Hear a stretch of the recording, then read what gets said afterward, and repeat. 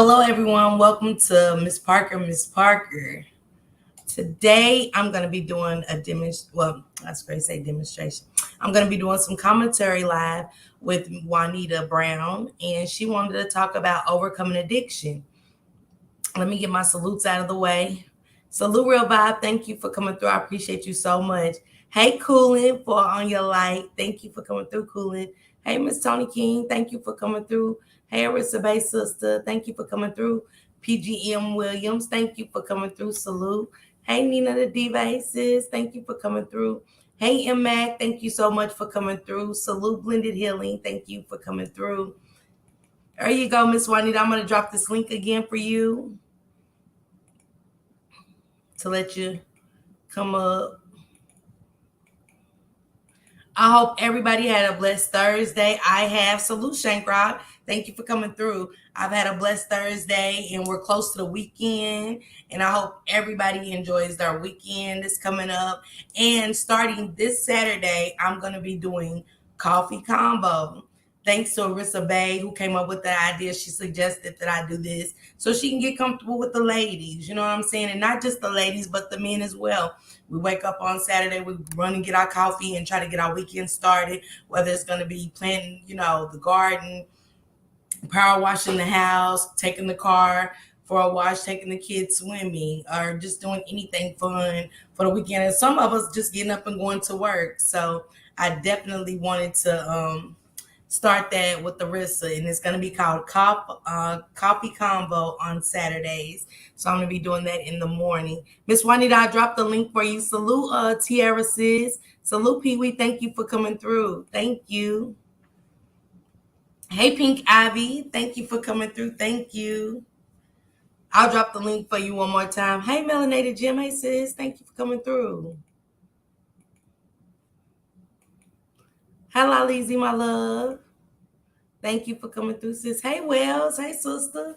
Thank you for coming through. Hi, Nikki Lynn. Thank you guys for coming through. Salute to the Rock Squad for coming in and showing Juanita's support. Juanita is a part of the Rock Squad, and her story is amazing. While I'm waiting on Miss Juanita to hit the link, here are 3 steps of overcoming addiction. 1, you have to acknowledge the addiction. The first step to overcoming addiction is to acknowledge that you have a problem. Treatment cannot be successful if you are in denial about your physical dependency. Whether it is drugs or alcohol, you need to recognize your behavior and resolve it to put a stop to it. Remember, recovery cannot begin until you admit the problem and take the steps to solve it. Start by removing all drugs and alcohol from your home and making a list of things that trigger your substance abuse. Cultivating an awareness of what makes you act in this way can help you avoid negative patterns of behavior. You've had your struggles and you have worked through a lot to get to this point. Okay, I have Miss Juanita. Hey, Miss Parker. Salute to the Hey, chat. Salute hey, to you. let me finish this up, Miss Juanita. You've had your struggles and you've worked through a lot to get to this point. Those struggles and how you fought through them are a part of your story and of who you are today. Salute, Miss Juanita. Thank you so much for blessing my platform with overcoming addiction. Salute to you, Miss Parker, and thank you for having me. So Salute to the chat. we know that overcoming addiction is a struggle in itself.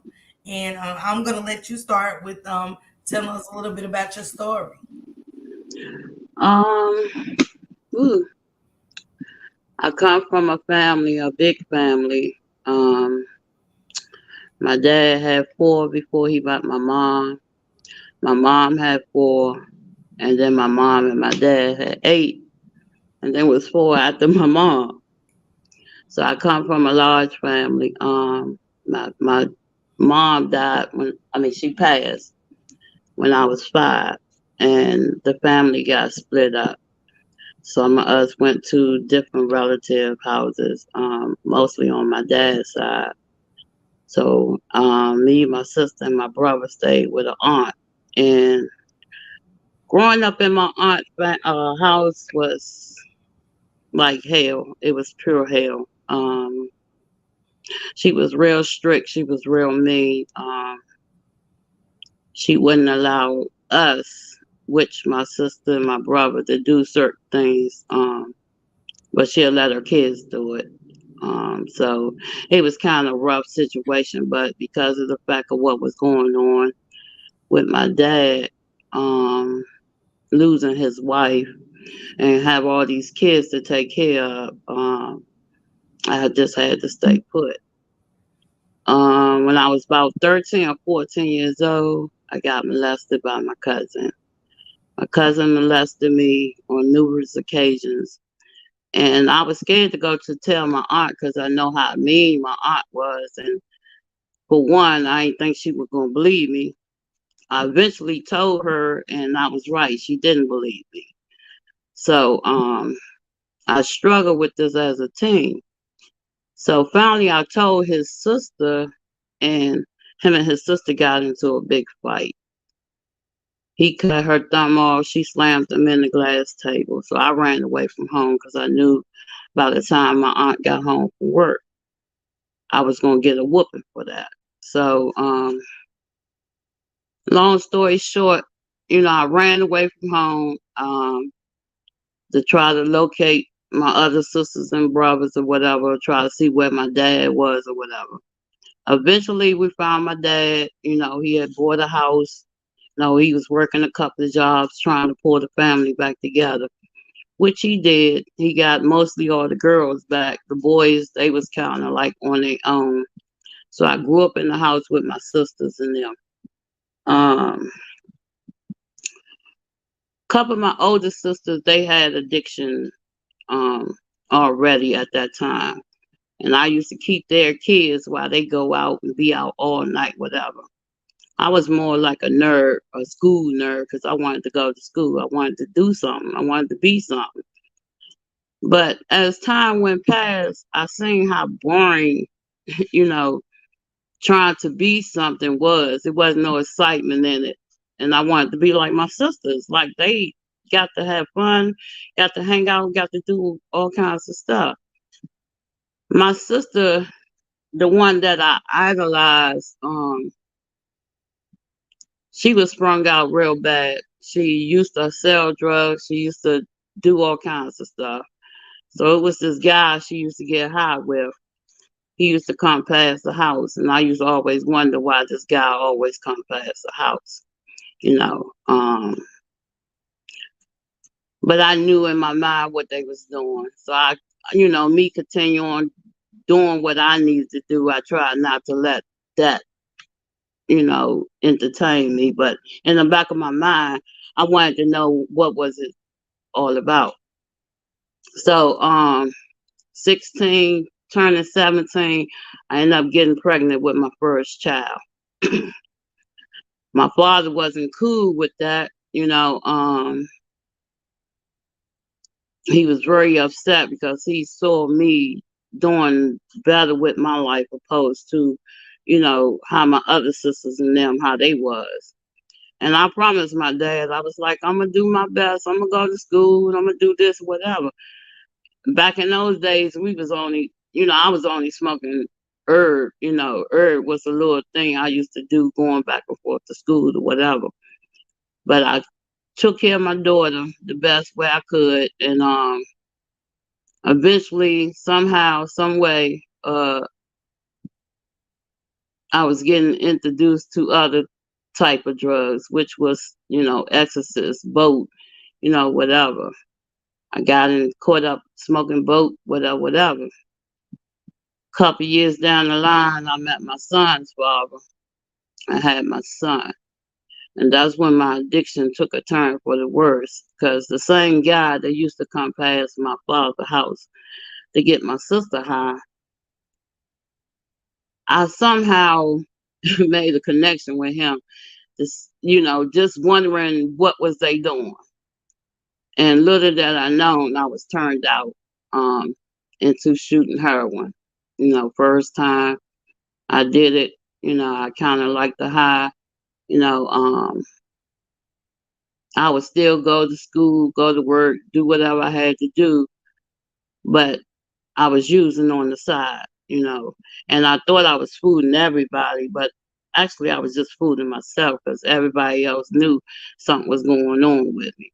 So that sister that I idolized, she pulled me up and she asked me, she was like, um, are you getting high?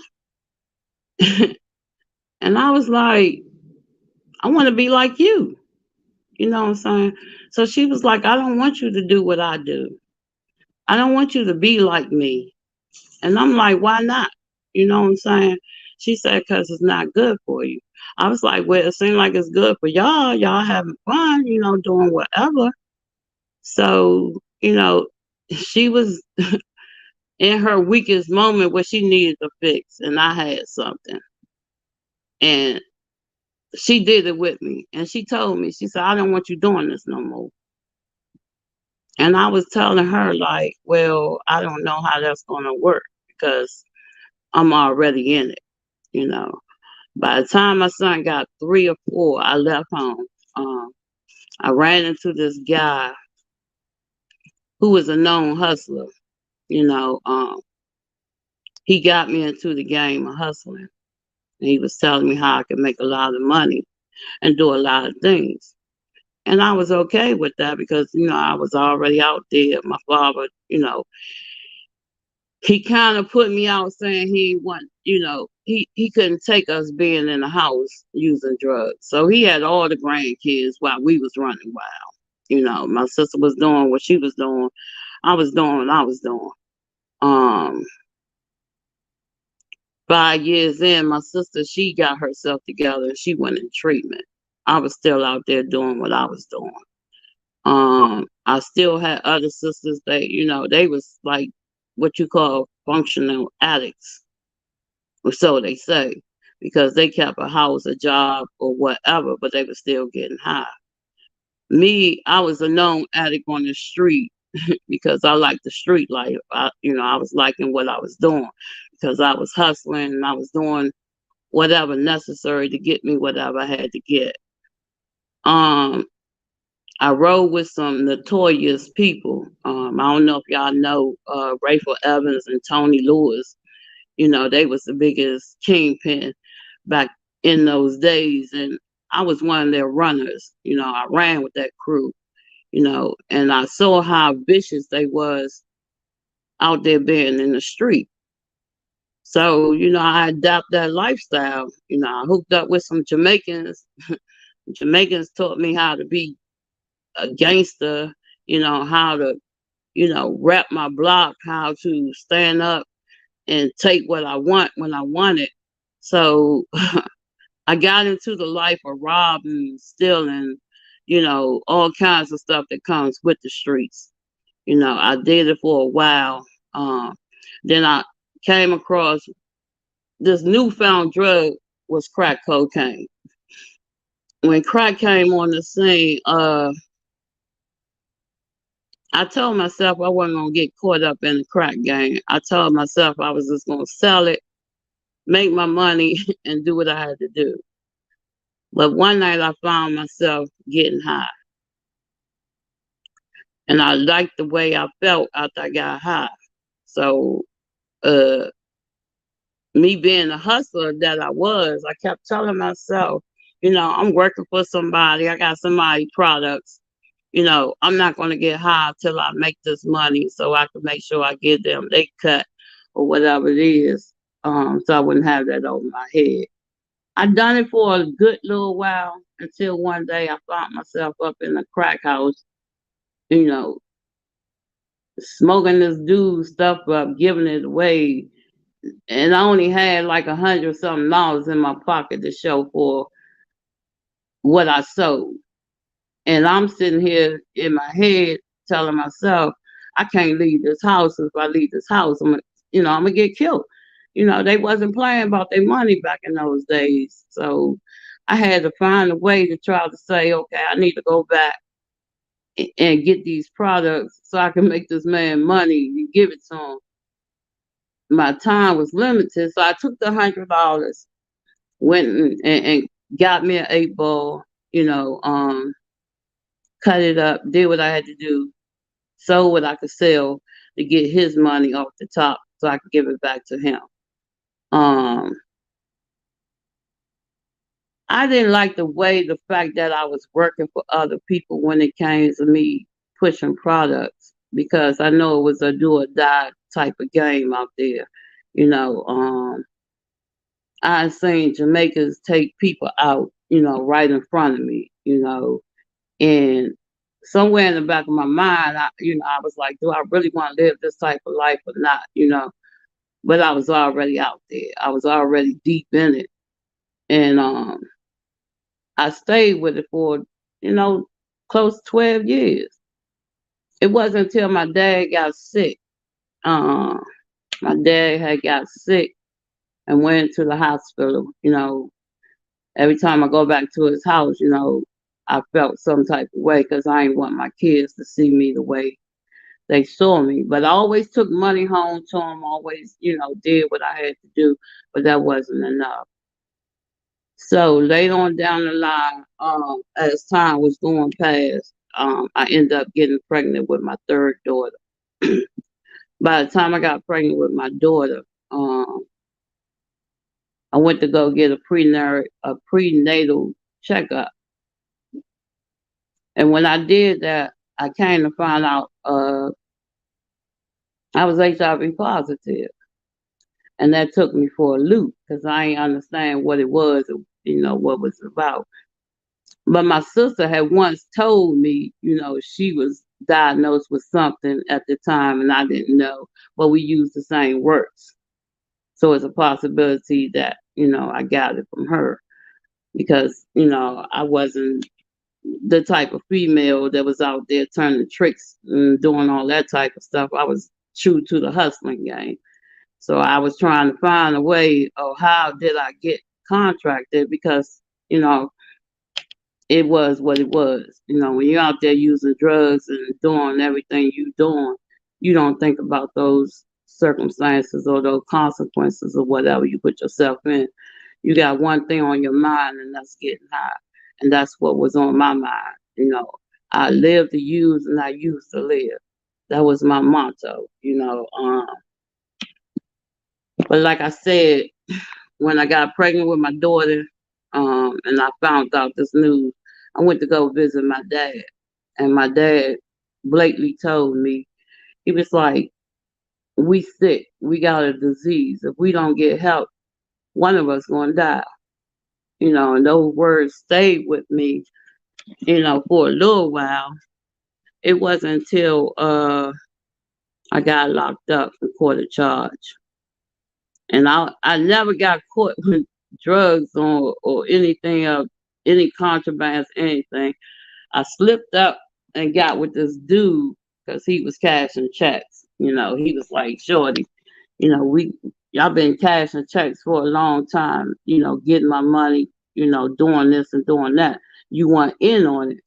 And he was like, yeah, it's a simple thing because they had this place called any type of check cashing where you can take a check and then cash it, no questions asked or whatever. So he was telling me which teller to go to cash this check. And somehow I went to the wrong teller. I went to the wrong teller. I'm sitting in there. She wanted to know how I want my money and everything. I told her. And before I knew it, you know, 15 minutes in, here comes some white shirts coming through the door. Now, in my mind, I wanted to get up and leave because I knew it was something up with it. But my body wouldn't let me. My body just sat there. So they came in and she pointed me out, whatever, whatever. So they took me down the precinct, whatever, had me to write out the names because I forged whatever name that was on the check. They was matching the handprints to see was it me that signed the check, which it did. So I ended up getting that charge. They let me out, told me I had to come back to court a certain day, whatever, whatever. I reported back to court, you know. So since it was my first offense, I was facing at least 5 to 25. But since it was my first offense, they let me out on probation. They told me I had to stay clean, I had to do some work. I tried my best as much as I could to stay clean, but that was impossible because most of the people I hung out with was either drug dealers or drug users. So I didn't have a place to stay at the time, but I figured if I could get me a place, get my head straight, whatever, I could do this. But that didn't work that way. So it was this accident on the block. A bus ran into a building. I suppose to report it back to court. I had drugs on me during the time of this accident. So I called myself. I said, well, I know I have to read the court. So if I help these people off the bus and it's on the news, then I probably can get a brownie point for helping these people off the bus because, I was doing my good Samaritan thing. So after the accident and all that, whatever, I called myself going up in a little cut to go get high, whatever. But this lady called my name. My nephew had told the investigators where I hanged out at. So the investigators came down, asked me, is this my name, whatever, whatever. I couldn't run. Legs wouldn't work and, body was tired. And I think that was my rock bottom. I think that was my time because they took me in. They took me down Central Cell. They booked me. I still had the drugs I had on me. Was put in a secluded place. So I figured once I get over on the block, I can go ahead and do these little joints and I'll be done with it. But when I got in the joint, my heart fell to my foot because I seen a lot of brides bigger than me. And that gangster stuff just kind of like was going out the door, but I stood my grounds. I went off, act like I was really insane, which I was insane, but I was really insane. So they put me down on the psych ward, for 5 days. Me still couldn't, do my drugs, whatever. So I got scared for some reason because I figured they was gonna come in there and catch me with it, and that was gonna be more on my book. So I flushed the drugs and I let it go. So I went back to court. They told me I had 2 years. I had to do a 2 years bit. I did a year and a half in, came out. The judge asked me did I wanted to go into a halfway house to do the rest of my time, and I told him no. I said because if I go in a halfway house, I'm gonna have access to the streets. Then I'm gonna hook up with some people, and then I'm gonna be back to square one. I said no, I don't have a problem with the streets, the people. I have a problem with myself and getting high. Now, if you can get me some help, then I say you won't see me down in your courtroom no more. Well, that was 26 years ago. When I went in treatment, I had to face my fears. I had to face myself. I had to face my demons. I had to face everything that was in me that was distorted. You know, um, Come to find out, I had abandonment issues because my mom died, my dad wasn't there, my sisters and them was gone. It was like nobody was there. So I found out in treatment I was dealing with abandonment issues. I was dealing with a whole lot of issues way before the drugs even took place. The drugs was to cover up those defects that I had already had before I started using. It just added more to my plate. But I was bound to change my life because I'm like, I graduated out of high school. I got a diploma. I went to nursing school. I got a degree in that. I went to IT, got a degree. Why I'm here? Why I'm sitting here with this over my head only because I wanted to see what it was to be high. It cost me a lot. I didn't have my kids with me. They father, they was doing what they was doing. They went on about their life, whatever. So I had to make a conscious decision. and that was to get my life back. And the sad thing about this place, like they had mirrors all around this treatment center, and I never understood it at that time why it was so many mirrors. So the lady that was sponsoring me, she told me, she said we put the mirrors on the wall so when you go past it, you can see you. And everywhere I used to duck every mirror in that joint because I didn't want to see me. But unfortunately, I had to face me. I had to look in that mirror and look at me, and I didn't like all the things that I saw at the time about me. So I knew then I had to do some work. I had to work on me. Um, so I did the program. I graduated out the program. The sister that was in recovery, I called her and see, if I could come stay with her because I ain't had nowhere to go after that. I was gonna go to my other sister house, but she was still active using, and I was like, nah, I can't go there. But one of my sisters called my other sister, told my sister, she was like, well, don't let her in your house because she escaped from the drug program. She ain't finished the program. Don't let her in. And I was like, what? And I was like, okay, they told me I was gonna have these tests when I got out. They told me the devil was gonna try me when I came home. But I had to keep in mind I had to stay away from all active users, all places where I know where I can go get high. So I told my sister, I said, look, I did not escape from the program. I graduated. I need somewhere where I can get myself together. So she allowed me to stay there. So I got a job. I started putting my life back together. My sister used to carry me with her to her NA meetings and all that. And in the beginning, it was kind of working for me in a way, but then again, it wasn't because my thing is this: I don't knock nobody in getting clean. You get clean by any means necessary if that's what you need to do. Whatever it takes for you to stay clean, you got to do what you need to do to stay clean. For me, when I went into them rooms, I used to hear people's stories about, their drug use and everything. And my problem is I knew how to get high.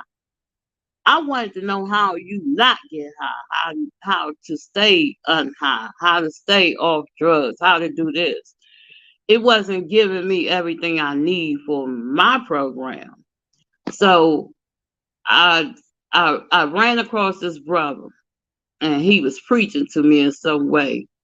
And my mind was open for it because I was trying to find whatever necessary I needed for me to stay clean. So he took me down to his church, went down there. They had this little program down there, kind of cool. Everybody that was in the program, they welcomed me in, they was there for me and whatever. But the longer I stayed in that program, the more I got close to God. I built my relationship with God. And I used that as my program because I know it was only one person that could bring me out of what I was in. I know it was only one person can get me to see what I didn't see. You know, a lot of times people would look at me and tell and say, girl, you this, girl, that, but I didn't see it. You know, um, it wasn't until I sat down with myself, got a relationship with me. I had to forgive myself. Um I had to make some amends, with my children. The sisters that were still using, I loved them, but I stayed far away from them because I didn't want to get caught up. The ones that was cool, you know, I went to them for certain things for certain reasons. Long story short, yeah, staying clean is a battle. You know, out of them 20 sisters and brothers, it's only seven that's left. You know, whew, I lost a lot of brothers and sisters. I lost. I mean, they was just leaving me back to back. Um, I lost most of my family to cancer. My mom died of breast cancer. My dad died from colon cancer. Um, I had two other sisters. They had breast cancer. One had pancreas. It was just all. I lost my brother to throat cancer. I mean, um, I lost a lot of sisters and brothers in recovery. And the good thing about that, I didn't find the reason to use. I wanted to use, I wanted to dim the pain. I wanted to, cover it up because I didn't want to feel what I wanted to feel. But I had to remind myself, are you in this to win this, or you want to go back out there and die? Because I know me, I'm an extremist. Whatever I do, I take it to the extreme. So if I'm getting high, I'm going all the way out. It was times that I know I sat in hotel rooms with a bottle of beer, a 10-pack of dope, couple of rocks. And I tried to commit suicide twice. It didn't work. So I knew I had a purpose. I knew it was a reason for my life. And whatever that purpose was, I had to seek and find. And finally, I got my prayers answered. God answered my prayers. He sat me down. He showed me who I was. You know, um, he said the stuff you don't like, you can change. You know, you got the power in you to change you. You could be whatever you want to be. Um, And in that instant, I said, yeah, you're right. Because what child would grow up or say they want to grow up to be a crackhead? What child say, well, I want to be a hustler? What child want to be a gangbanger? We don't say these things when we grow up. When people ask us, well, what do you want to be when you grow up?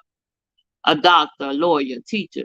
We never said we wanted to be a crackhead. We never say we wanted to be a dope fiend. We never say we want to sell drugs. We never say we want to, gang bang, burglarize, whatever. We never had them thoughts in our mind when we was young. So I had to say to myself, I don't want to be that person no more because I know it's more in me than what the eye see. I had to, you know, sit down and do a background check on me. I had to see what was in me that I can be better than who I was yesterday. You know, as I started following the program and obeying what God wanted me to do, I started to go a lot of places. I started to do a lot of things. I became a motivational speaker in a lot of places. I spoke out to the youth at the school. I've been in many churches. I've been on TV. I've been on the radio. I've done a lot of things, and I'm proud to say I'm glad I came out of that life to share my life to help somebody else's life. That's my purpose. Come out that life, share your life to help somebody else's life. You know, and that's my mission until I leave this earth. My kids be telling me when we on the street, people gravitate to me and I get to talk and everything. And she's like, and my kids always like, dang, mom, do you got to talk to everybody? I said, it's not me. They coming to me. So if they come to me, I'm gonna share with them. So that's how this thing goes. Only way I can keep what I got, I gotta give it back. I can't keep what I have and prosper and don't give it to somebody else. You know, um, it's a wonderful life is a wonderful thing if it's lived right. Not saying I don't have my ups and downs, my twists and turnarounds, I do. When I got in recovery, I had like 3 years in. Going on 4, I met my husband. My husband was he was a mentor of a outpatient treatment. We met up, and somehow this man just knew he was my husband. He told me, "You my wife, you my wife." I was like, "Well, God ain't saying nothing to me about it." He was like, "Well, I'm telling you, I'm the man. I'm the one supposed to seek the wife." I said, "Okay, well, when I hear from God, we'll see how that goes." And eventually, I heard from God, and we got married in 2000, and he was the most wonderful man I could ever ask for, because he did everything semi right up until the time that he relapsed. Once he relapsed, it put a dagger in me. It took me through some ups and downs, some changes and turnarounds or whatever. But I tried to stick it out with him. But I had to keep in my mind, it's easy for him to pull you out than you pulling him in. And you can't save him, no matter what the cost is. And I went to treatments after treatments with this man, did this, did that. I stayed grounded in my faith. I worked 2 jobs to try to keep my mind off it. But I told him, you really gotta get help and come back, because it's too much for me to bear. But at the same token, God had me to see the pain that I was taking from him was the same pain I put my kids through.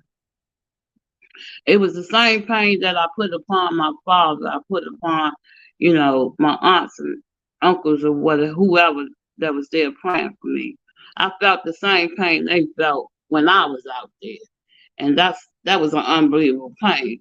So it had me to understand what my children went through, and I'm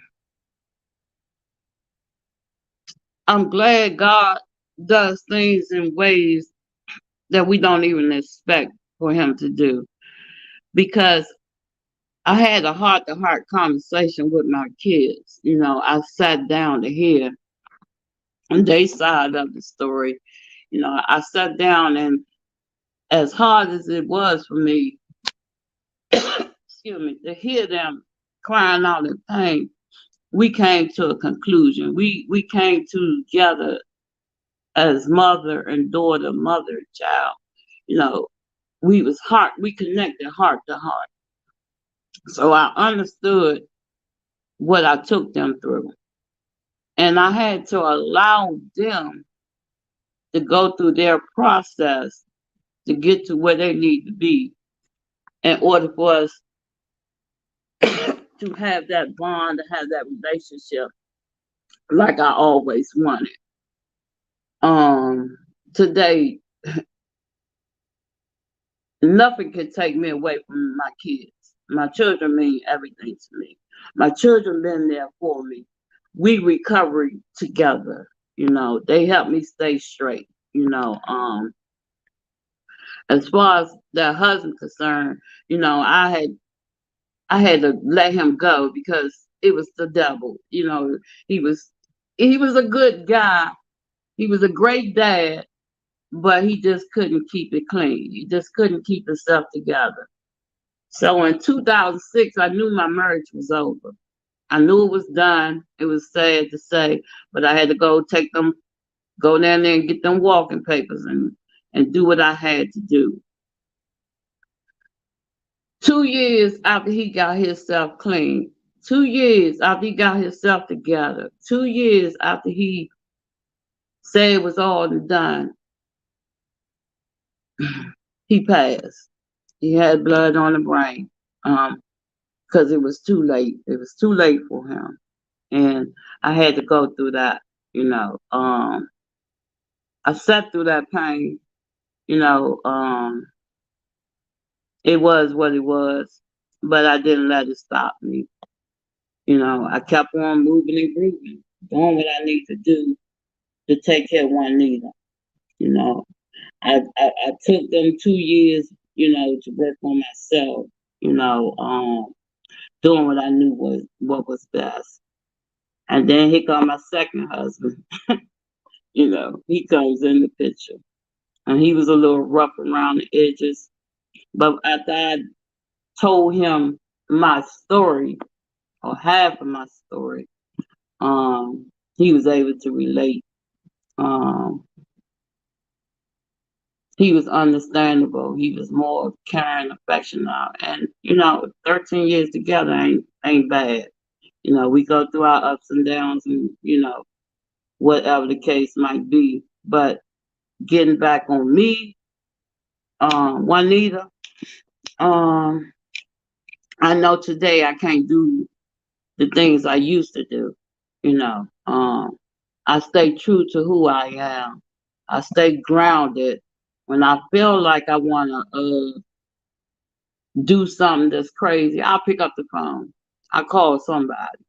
I don't care who it is. It's got to somebody, anybody. I share what I'm going through. I pray about what I go through. I just let the spirit leads me to wherever I need to go. Whatever I need to do, I'm doing it. You know what I'm saying? My motto is obedience is better than sacrifice. I sacrifice a whole lot, but today I rather obey because it gets me further than just sacrificing. Um, I turn everything over to God as I know Him. I don't lean to my own understanding no more. I let Him direct my path. You know, um, I do whatever's necessary in this day and time that we living in to be a better me, a better person. Help somebody when I can. I'm always giving. I'm just living in my truth, being true to who I am.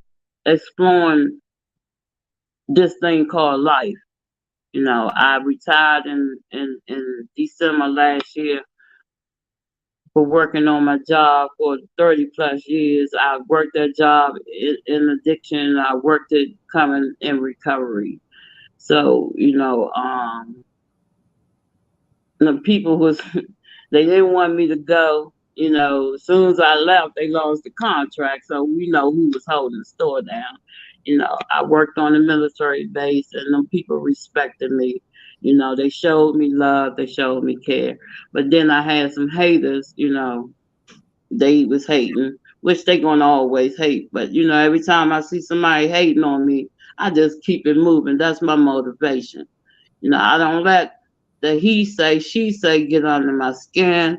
Um, People opinions don't matter to me. Only person opinion that matters to me is God and what I think about myself. What I say to myself, how I treat myself. You know, um, I don't look for I don't expect anything from anybody because I don't like disappointment. So I don't look for, I don't expect nothing out of nobody. If they do what they gonna do, then that's good. But I kind of keep myself in a way where whatever I put in is what I'm gonna get out. So if I'm putting in 100, I'm gonna get 100 out of that. I'm here to help anybody any which way I can because that's my purpose today. Um, I'm just on a natural high. It's nothing that can take me from where I'm at now to where I was. You know, um, I'm living. I'm more happy and more wiser and more understandable, more loving than I have ever been in my whole life. You know, I'm pushing towards 60 and it's beautiful. I'm pushing, I'm getting there. I'm doing everything that my heart desire me to do. If God give me the breath every day to wake up, to see another day, I'm grateful just for that day. I'm just grateful just to breathe another day. I'm grateful for life today. And I can honestly say, Miss Packer, you can do anything you put your mind to. You can go as far as you want to go. Ain't nobody can stop you but you. You feel what I'm saying? Ain't nobody can stop you but you. You have everything you need to do whatever you want. And, I can go on and on, but I know some people probably have some questions or whatever, whatever. I But do. go ahead and answer questions. Um, what can you say you learned about yourself throughout recovery? Throughout your recovery. Um, Besides my character defects, um, I learned that is more in me than I give myself credit for. Um, I learned that I can achieve whatever goals I set before myself.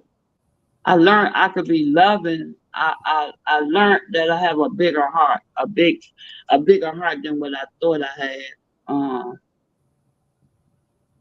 I learned that I'm a fighter. I'm a fighter. I'm a fighter. I'm a fighter. I'm a fighter. I've been fighting all my life, but I'm a fighter. Being in recovery taught me that. Being in recovery taught me um, sometimes you don't have to fight. You just sit back and let him fight for you. Mm-hmm. You know, he told me, put your guns down. This is my Mm-hmm. life. You know, you ain't got to Mm-hmm. fight this one. Leave that one over there. You change what you can change and let me do the rest. Mm. So that's why I always say being obedience is better than sacrifice. So I learned that in recovery. I learned I ain't gotta do everything. Mm-hmm. I learned that I ain't gotta save everybody. I learned to be me, be the person God made me to be. That's what I learned. What's up, Pee Wee? Salute, Pee Wee. Salute, Miss Parker. Juanita, you did a wonderful job. Like you got me over here. Like you did a great job. Um, Man, just listening to you, just like it lets me know how far I done came. True that. It definitely lets me know how far I came. You just did a wonderful job. I felt every step of it. Uh, and I used to be the closed-minded person that thought that all my help had to come from Narcotics Anonymous until I started working into this field. Yeah. I used to be the person that used to think that my help had to come from one place until I became that open-minded piece that they talk about. Mm-hmm. So once I became open-minded, and life began to kick in, and I knew I had to change my thinking. Like recovery come from everywhere as long as that's what I'm looking for. Exactly. You know, and because we talking about the battle, because when you first started, I put in the chat, everybody listen to the trauma, right? Because Mm-hmm. I just did a demonstration the other day, like finding out who you are, Right. right? And sometimes it takes us a journey to find out who I am, Mm-hmm. and that journey to find out who I am and what I'm willing to accept and what I'm willing not to accept and what I don't want to experience anymore was a hell of an experience. Right. you know, you touched on a lot of bases that like, and I tell people like you don't just wake up and you just don't wake up and stop and say I want to stop getting high. Cause Right. that ain't how it happened. It was the consequences that I continued to suffer because of my getting high. Exactly. And then once I got here and realized the drug is only a symptom of my problem. Exactly. I am the main problem. That's it. Me, my Mm-hmm. experiences, the things that I continue to carry along with me that don't serve me, um, the resentments that I hold against people who don't no longer even exist in my life. Mm-hmm. you know, trying to be pretend to be all right when I'm not all right because I don't know how to say because where I come from, we don't say I don't feel good today or I ain't with this shit today Right, or you know what I mean. I don't I didn't come from I came from a place where as though if I showed that side of myself I was gonna be soft. Matter of fact, right, man, Shank talked about it the other day when we was teenagers and we wanted to go home and we stayed out all night, but I just couldn't say, yo, I want to go home where it's warm, where it's food at, where it's clothes at, and where my mother at that's worrying about me. right, I couldn't do that because it was something about me that said I had to fit in. And you talked about all that stuff. And the battle for me, my biggest battle for me when I got here this time, because I've been through several treatment centers, and mm-hmm, I thought it was everybody else, right? I thought it was because of what my mother did. Only to realize that listen, I carried all that stuff with me, and when I started letting that stuff go, life just became so wonderful. You know what I mean? Life became so wonderful. Because the trauma of my past is what I held on to. right. The thing about it is, a lot of times we live in the past and we rob our presence because I'm so emotionally stuck in the past. I'm emotionally stuck there. I was emotionally stuck there. I wouldn't allow myself to grow emotionally. And then when I got in touch when my spirit opened up and my spirit started to grow, it's amazing how God will just start moving things out your way, moving obstacles out your way, and you ain't even gotta ask them. And that's correct. And let me just say this. And see my number one thing was I had to go in and change my mindset. I had to Exactly. change the way I thought about things, how I Mm-hmm. perceived things, how I looked at things. I had to change Mm-hmm. what was up in my mind because, Mm-hmm. I would get them hundred thoughts, and sometimes we react on them thoughts. We go out, we carry them thoughts out, and most of the time it's not good. So I had to change my mindset. I had to change the way I took things. You know, uh, I learned, I don't care what kind of addiction you got, you know, drug addiction, sex addiction, food addiction, shopping addiction, whatever your addiction is, Mm-hmm. you can't come out of it. But first you have to change your mindset. You have to change how you see the thing, how you live in this thing. You know, we go through this life, you know, um, trying to find ways out, the easy way out. Or Mm-hmm. we want that microwave shit, shit that works real fast. It don't work like this. It's a process. Mm-hmm. It's a process. But the thing is, you got to trust the process. You got to trust who in charge of that process. Yep. Because I really don't think God will give us more than we can bear. And if he do, he there to help us. Mm. He help us to navigate through this life, through this way of living. Like you said, people, I had issues way before my addiction. Right. I had a lot of shit way before my addiction. My addiction was just a cover on it. Yep. As soon as I took that cover off, guess what? They were still there. Yeah. You know what I'm saying? We can cover up real good. But once you take that cover off, it's still gonna be there. So either you're gonna work through it or you're gonna die through it. Juanita, I heard somebody say this before in a lecture, or whatever the case may be. But they said, why are we trying to why are we trying to find outside solutions for internal problems, right? Right. And that goes all the way back to the addiction. Because listen, I'm looking for something outside of me to solve a problem inside of me that can't be solved With the with outside. by with the outside. So Yeah, that means I need something inside of me to change. Like you said, my perception, my emotional growth, how I look at things. I need to become open-minded because if I don't open my mind and learn new things, I'm gonna stay in the same places. Mm. exactly. You understand? So you know what I mean? So understanding that and once my mind got open and I allow, listen, something to come in besides my own thinking, start believing in something besides myself and my own abilities. Like, wow, life just blew up.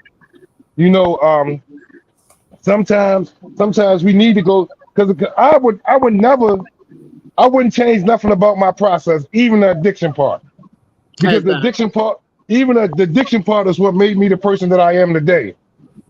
Through all the cruddiness, through all the, because when you get to this point and you no longer want to feel the way you used to feel, we can't control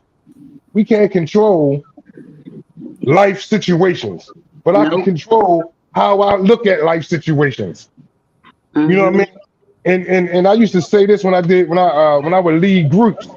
Why do we stop using and stop thinking? Because listen, when I the most thinking I did was when I was using. When drugs ran out, I thought of more ways to get more drugs. So when I get here in regular life situations, why do I stop thinking about how to get to the solution instead of staying stuck in the problem? Mm-hmm.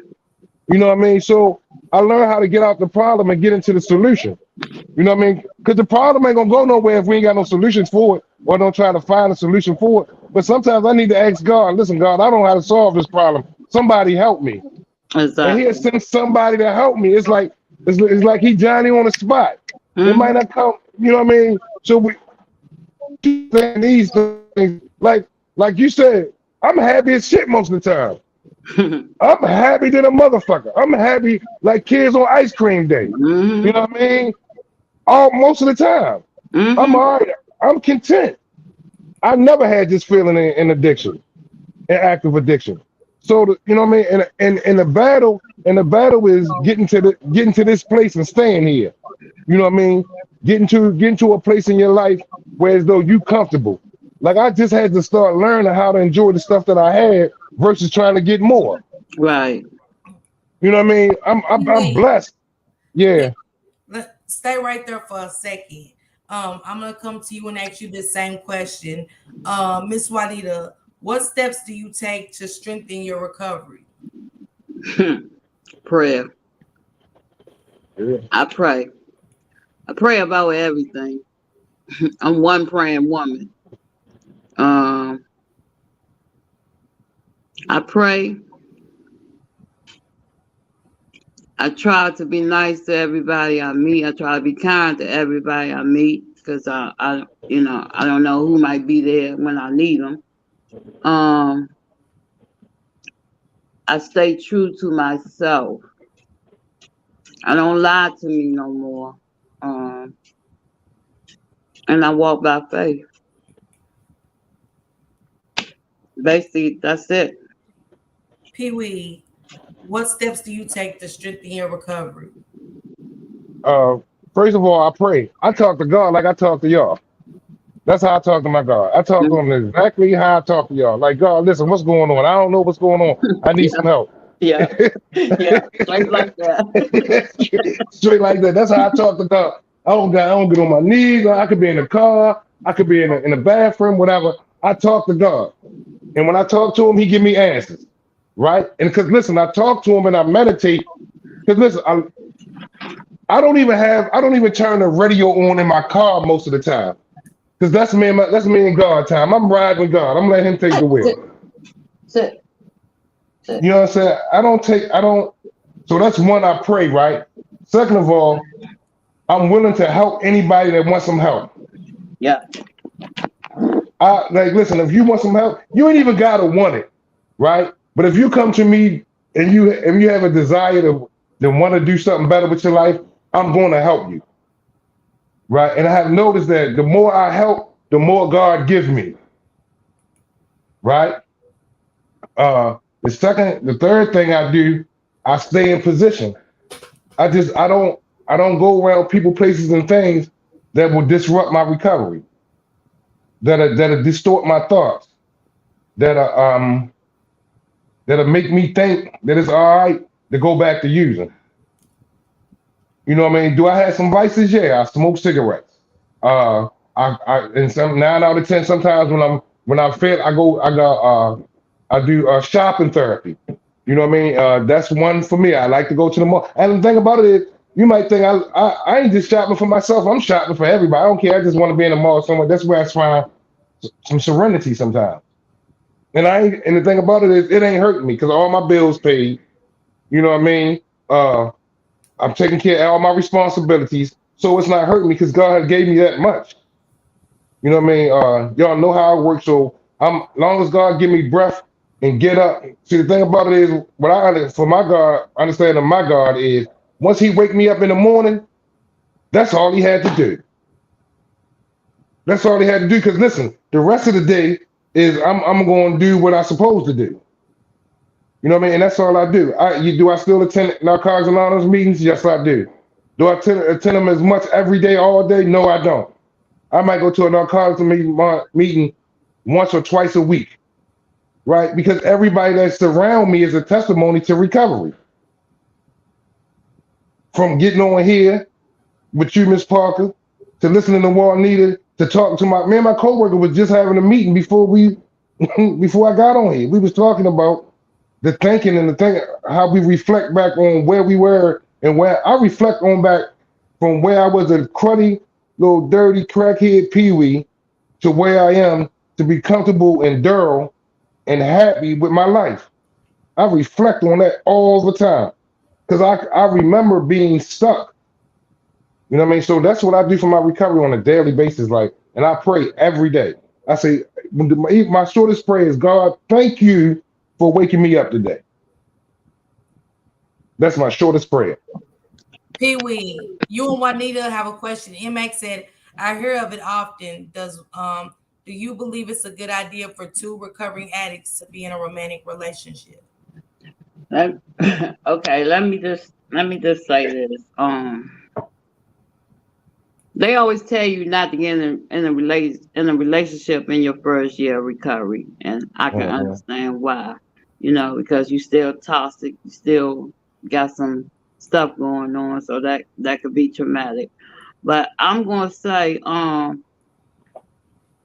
it's okay for two recovering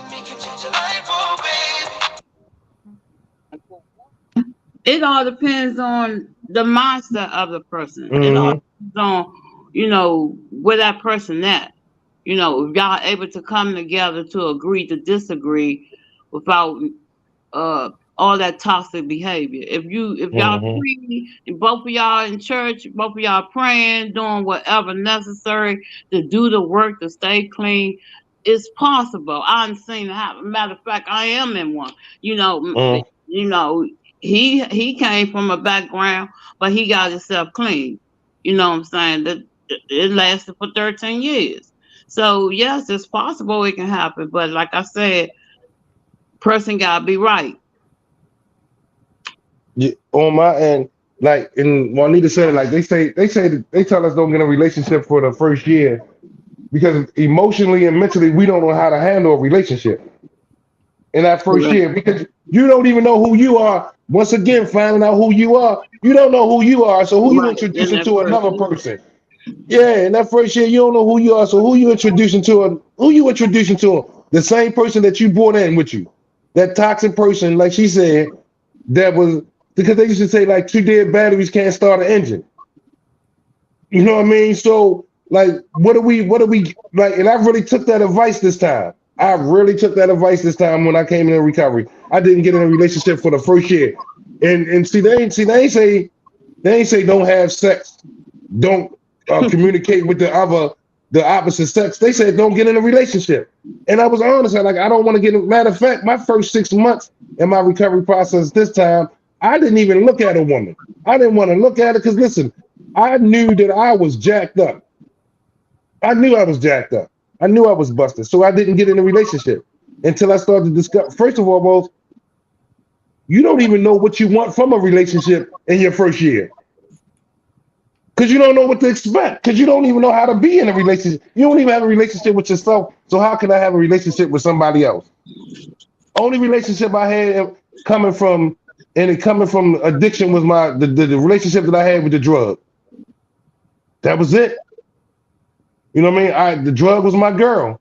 The drug was my wife, and I was married at that time. But that was my everything. So I wouldn't say, and after a period of time, and you got two people, and I know people who's in recovery who's married and been married for what years. Mm-hmm. Like Juanita said, it depends on the condition of the person that you enter in a relationship with. First of all, do we have the same goals? Are we willing to assist and help each other? Or do we know how to talk? Because in the streets, you ain't talk to nobody. You yelled at them, or you did only, or if you did talk to them, for me, it was talking about drugs. You got some money? Can you give me high? Or you kicking out? Listen, you kicking out some booty, or whatever the case may be. That was my conversation with a woman. If it wasn't sexual or drug, it wasn't nothing. So but after a while, I'm in a healthy relationship today myself. And I say that all the time. And she recovering. Listen, I gotta say this too. Like Juanita said it too, like everybody addiction is different. You know what I mean? It's the people that who is addicted to anger. Anger Right. get them high. Right. You know what I mean? Listen, I heard somebody say anger is a convenience that I can't afford. Because anger always get me locked up, get me in somewhere that I don't want to be. So, you know what I mean? Addiction run deeper than just the drug. You know what I mean? Addiction can be to anything. So and it's a lot of people running around here with addictions and don't even know they got That's it right there. That part. them. That part. That Don't part. even know they addicted to certain things, to certain feelings. Because that's all it is a feeling. Or you trying to cover up something or protect yourself from something that you don't even know how. Because it's inside of you. How do you protect yourself from you? You gotta change yourself. So yeah, I think it's possible, but not in that first year. It's just But not possible. let I me got slide. Let me slide in. I'm go gonna ahead. tell you, Miss Parker. My first year, only relationship that I wanted to be in was the relationship with myself and God. Mm-hmm. Yep. Those are the only two relationships that I vowed to be in. One with myself, first of all, getting to know me in a relationship with God. After that, like I said, it depends on two people that's getting together, you know. Because like people say, you Oh, still toss it in the first year. You don't have a clue of who the hell you are, so how the hell you gonna know what you want from somebody else? You don't even love you, so how you gonna take mhm. love from somebody else? Yep. Observation. Point. So, Juanita, let me ask you and Pee Wee this. I'm gonna ask Juanita first. If you could have the ideal support and circumstances for life change, what would that look like? Repeat that again. Mm. If you could have the ideal support and circumstances for a life change, what would that look like? Mm. Um, it look like for me living. Like I said, my kids are my greatest support. My children, they grown women. They are my greatest support. They help keep me balanced. You know, um, just happy to be alive is Mm. my ideal way of staying focused. Staying where I'm at. I'm 10 toes down for God. You know, if He come to me and say, "Look, beloved, I need you to do this. I need you to do that." I learn how to obey His will because I know that's the pathway to my life. That's the pathway to my future. That's the pathway to whatever goal I'm trying to accomplish. That's what it looked like to me. Pee Wee, So, can you repeat the question one more time so I can make sure it's clear on my if understanding of the question? okay, if you could have the ideal support and circumstances for a life change, what would that look like? If I could have the ideal support, And circumstances for life change, what would that look like? my process, the process that I already been through. right? The ideal support was somebody like, and I would say my friends, my associates, because I stopped hanging around people who told me lies and didn't tell me the truth, right? I don't think it's no ideal recovering person or whatever or circumstances because even if the support and the circumstances is there, it's up to the individual. You understand what I'm saying? It's because it's a lot of people that's out here that's willing to support. It's a lot of people willing to be put you in some certain circumstances, but are you willing to accept the circumstances and the support? You can't help nobody that don't want help. You get what I'm saying, Miss Parker? Like I don't think it's an ideal. I don't have an ideal because in my life at this present time and the process that I went through was just like I just followed the directions of people who told me how to recover and how to continue to recover. Because I don't believe you ever. I'm always recovering. I never fully recover because I always can learn something or it's something always that could be better about myself. So I'm always in the process of recovering. If that answers the question, because I don't think it's the ideal support or ideal because they got treatment centers, we got support groups, we got what I mean for healings, all types like like for people who families use drugs and stuff like that. So that's support, like all the support in the world.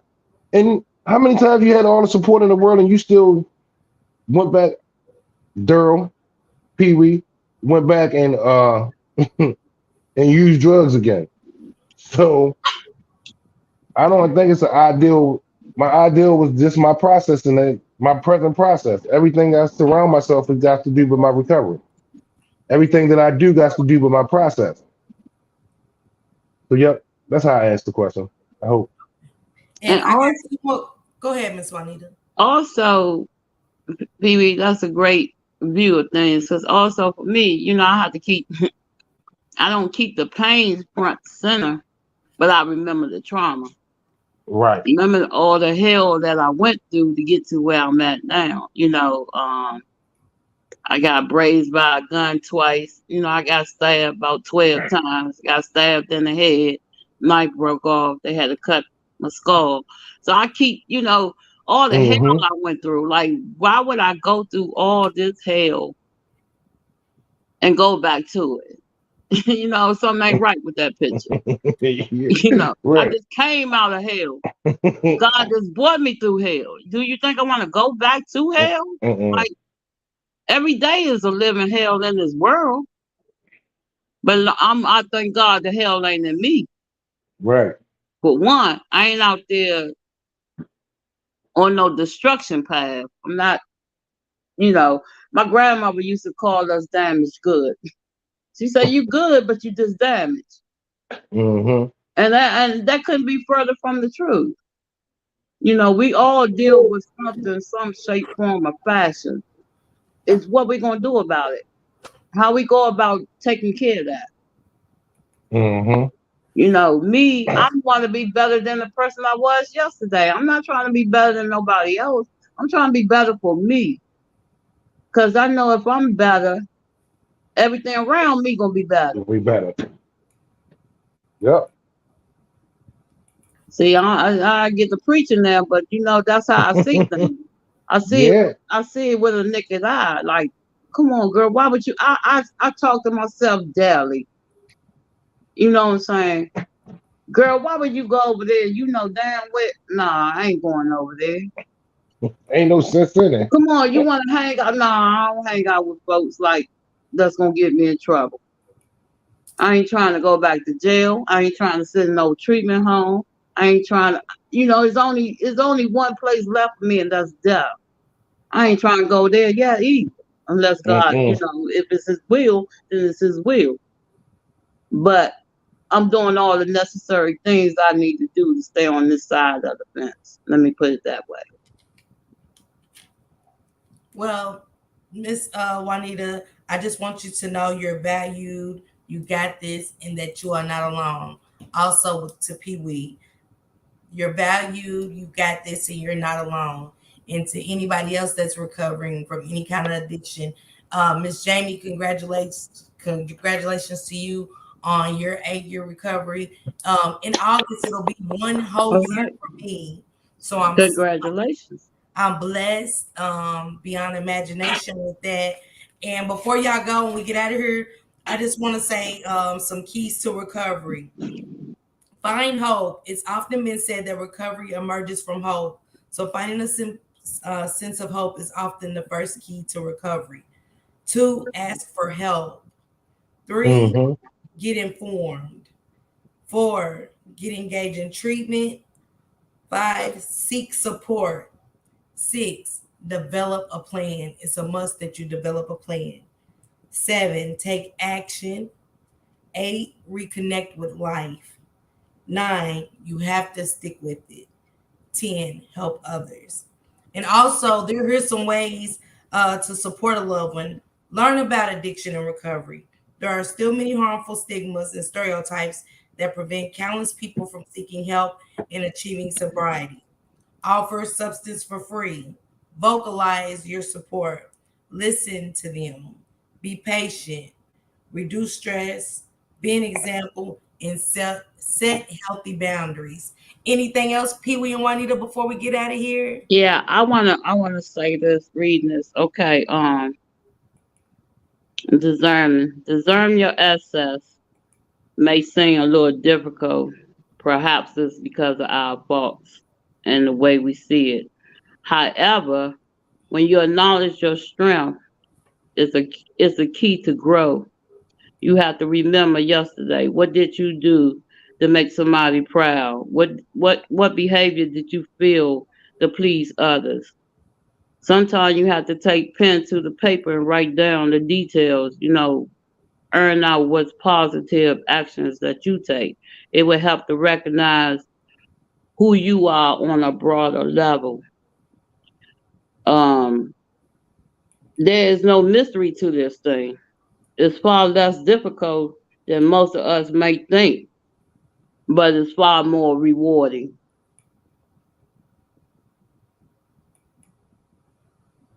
I just want to say, find your place and stay there.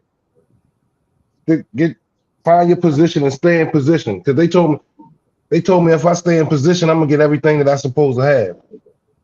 And I stayed in position. I stay in position on a daily basis, understanding that like once I cross, and I never can say this again. I learned how to stay in my own lane. Being on the corner with the dope boys ain't my lane. Going to the bars ain't my lane. You know what I mean? I learned how to stay in my lane. Thinking that it's okay to have a drink, it's not my lane. So I just stay in my space, and I protect my space. Like I can't tell you how important the boundaries are. You have to have boundaries because if you allow somebody to come in and cross your boundaries or change your plans, you'll become part of somebody else's plan. I wake up every day with a plan, even if it's the same plan I had yesterday. In the course of that plan, something might happen. I don't let what happens distort me from my plan. I stick to it. I go through that spot and then I keep it moving. And then keep this in mind. You can start your day over at any given time or any part of the day. Miss Parker, I just want to salute you too, Miss Parker. You're doing a great job on this addiction thing. Uh, you got strength. You know what I mean? Hold on to your strength. Don't let nobody don't allow nobody to break your peace. Because the thing about it is somebody will break your peace if you put it in your hands and allow them to. Protect your peace. Protect your mindset. Protect yourself. Because the most important life is in this life is my life. Because if I don't take care of myself and my Who will? personal, Who will? if I don't take care of my personal um, health, my mental health, nobody else is going to take care of it. And guess what? I can't love empathize or have compassion for anybody if I don't have none for myself. Mm. I am the most important person in any situation, even with my kids. I can't tell you, yeah, because listen, if I don't think I'm the most important person, I will forget about me and be more focused on you. So, Mm. Oh, Pee Wee, you so stepping on my toes. That's my motto. I'm the most important person in my life. I don't know about right, your life, but in my right, life, yeah, you on my toes now, Pee Wee. yeah, yeah. Don't, cause I gotta love me. I can't love you if I don't love me. Period. Exactly. And yes, Miss Parker, I congratulate you, and I'll tell you, like I said when we had our talk, is nothing can stop you but you. You gotta stay grounded, stand in your truth, and don't let nobody live rent free in your head. You know, people gonna be people. The only person we can change is ourselves. That's the only person we can change. We got the power to change what we don't like about us. You know, I don't worry about what people say about me or what they think about me or how they feel about me. It's how I feel, what I think that makes a difference in my life. So you keep doing what you're doing, keep your head up, and stand in your truth. Thank you, Miss Juanita. And Juanita, Miss Juanita, thank you so much for sharing this story. It's much needed, especially for my road to recovery. I teared up a couple of times, but then I knew this is a strong Black woman giving her testimony. And I know I want to be just as strong as you. And before I leave out of here, here goes some sober affirmations. Again, for anybody that's overcoming addiction, remember, I'm the only thing in control of my life. I deserve to be sober. I forgive myself for what I did under the influence. My life is drug or alcohol free. I can look inside myself as a source of joy. I'm stronger than I'm stronger than temptation. I am proud of myself. I am in control. I respect my body and my loved ones, and I like the person I'm becoming. Amen. Yes. Amen. Again, we thank you and Miss Juanita so much. Miss Juanita, this was a beautiful testimony. When I thought I knew your story, I didn't. And I was even still like, my eyes got so big at one point, you know what I'm saying? And it was beautiful all at the same time. And I'm just blessed that you and Pee Wee hit my panel and shared your journey. Just it's beautiful. Um, and remember, it's also fun things we can do while we're in recovery. Get out and enjoy nature. Start volunteering at the Boys and Girls Club, the Salvation Army. Organize a fun sober game night with family and friends. Make sure you go to sober meetups, and it's all kind of resources out there if you're overcoming addiction. If you ever need that call and you feel like your back's against the wall. Anything else you guys want to do before we get out of here? Because Tierra Latrice is about to go live, and I want everybody to please pull up over there and show that sister support. And also, Shank Rock will be live at 10 p.m. tonight. And don't forget to go check out my sister Transparent Talk. She did a sit down with Lady Wu, and it was a very transparent conversation. So please make sure you go check that out. And my sis, my big sis, the biggest K in the building, and she always jumps with good music that keeps you going and everything. So make sure y'all follow my sis, the biggest K, Lady K. Miss Juanita, thank you again. Whew, it's been a blessing. I needed this. Yeah. Well, God work in mysterious ways, and like I said, you never know where your help may come. Um, my last words to the chat is if you could just remain who you are, know who you are, stand in your truth for who you are, It's nothing too hard that you can't accomplish. You gotta be determined. You gotta put your big panties on, your big drawers on, and be mature about what you're doing. I'm a grown woman today. I can honestly say I'm a grown woman because I mature to the point where I know what I want and what I don't want. So when you feel like you can't do it, when you feel like you overwhelmed, pick up the phone, call somebody you trust, call somebody that's going to lend an ear. If you have to cry, cry. We all cry sometimes. Crying is cleansing. Like I said, being in recovery and losing half of your family and can't get high, that was a battle. But I stood strong. There's always help out there. It said if you seek, you'll find. God is He's sitting back. We always say we waiting on God. How about God is waiting on us? Mm. He probably waiting for us to turn the next page or take the next step. But whatever you do, just stay true.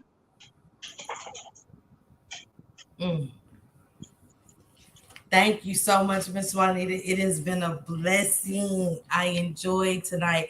And again, I really needed tonight as so many of us out there. And don't feel ashamed to talk about it. You're not alone. The more you hold it in, sometimes the worse it can be. And like I said, let it out and just know that we are here for you. I am here for you. Miss Juanita's story is here for you. Anytime you feel like it's gonna be a setback, it's a trigger. Find those places in a positive place. And like Miss Juanita said, somebody positive to call and talk to. Miss Juanita. I know it's okay though, because God got us. It's a reason why we're here. There's a reason why we didn't die. He we got a purpose. So I thank you for having me, and I appreciate it. And hopefully, I'll touch one person, two or three, whatever. But just to get it out to let you know, you can recover. You can come back from what you think you might lose. Just for anybody, you know, we have to stay together. United we stand, divided we fall. So when we come in numbers, the devil can't touch us. It's Mm. when we divide and split, that's when the devil intervenes because he feel like he got you by yourself. So he gonna try to hem you up. We ain't gonna let that happen. God ain't gonna let it happen. Thank So again, I thank you, Miss Parker. you. Um, you guys put pray hands up for all those that are suffering from addiction. Also for us that's overcoming addiction. And again, don't forget that you're not alone. And also don't forget to pull up on Saturday at 10 o'clock. I'm doing coffee combo with Arissa Bay. And hopefully, Miss Juanita, you pull up on this panel and join us and let us know what you got going on this beautiful Saturday. That's all it is. It's just going to be good coffee conversation, Sure. something different. What we working on? Are you going to work in that garden? Are you going to, walk, get some exercise? That, but I hope everybody pulls up for the coffee combo with me and Arissa Bay.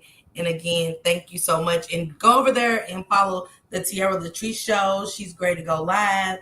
Again, thanks everybody. And Miss Juanita, you've been such a blessing tonight. You're beautiful and I love you. All right. Thank you. Salute. Salute, sis. Thank you. The biggest case said us and prayers for us in recovery, those still battling. I'm praying 14 clean, 14 years clean and sober will be 15 years in August. Man, God is good, Lady K. God is good. And prayers up to you and big salutes to you and everybody. thanks everybody for coming through and listening to this beautiful testimony from Miss Juanita. Um, I needed this. It was cleansing for me. It was everything to me. And thanks for all the content creators. Ben Flo, thank you for sharing me out. I seen someone come in, Miss Nails came in and said you shared out, and thank you out, Ben. I appreciate that. For all the content creators that share me out, thank you so much. And please make sure you go follow all these great content creators. Hit that like button. Even if you stay in the bushes, just hit that sub button, hit that like button. Even for Ben Flo, my